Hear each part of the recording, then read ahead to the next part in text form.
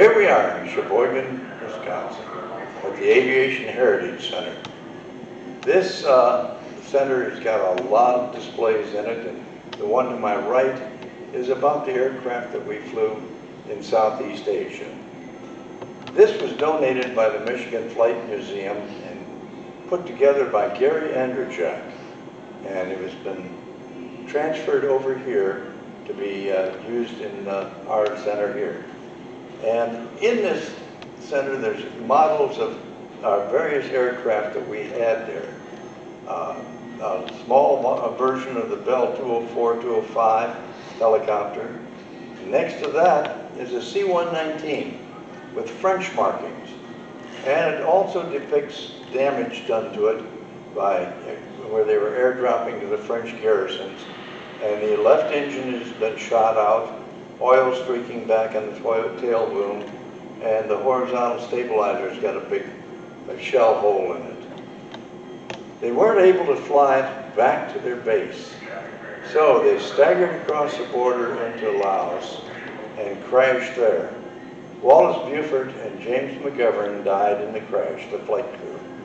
The loadmasters in the back, a Frenchman and a Vietnamese, were thrown clear. The Vietnamese eventually died of his injuries from the crash, but the Frenchman was okay, except he got captured and was in a prison camp until the French were chased out of Southeast Asia. And he went back to France, stayed in the military, and became a full colonel. Next to that is a C-46, and as you notice, there's no markings on it denoting that it's American or anything else. That was the workhorse airdropping rice to all the villages in Laos. We resupplied the Hmong people there by airdropping rice. Next to that is a little workhorse called Gladys Porter. And it was a fantastic airplane as far as short takeoff and landing and the ability to haul lots of cargo. Dropping down below is a larger model of the Bell 204, 205. That claim to fame was shooting down a Russian AN-2 Colt up at Site 36. The chopper was in the area when the AN-2 Colts came in and began bombing the village. The villagers shot down one of them, and the crew in the chopper decided if they got the survivor out of that thing, it'd be good intel. So they flew in towards that site, but the other Colt that hadn't been damaged was going to fly cover and pulled up alongside them.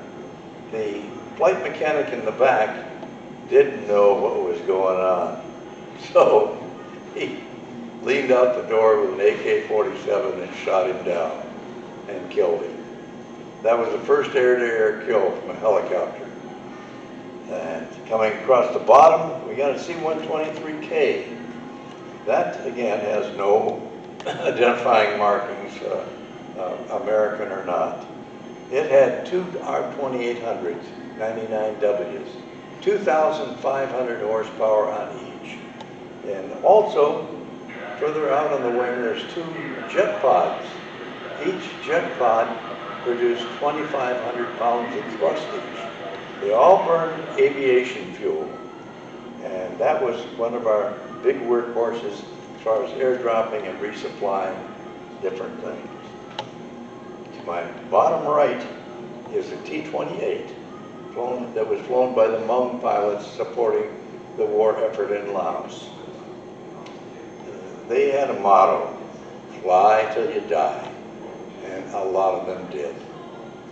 And this was a real workhorse for them. Thank you.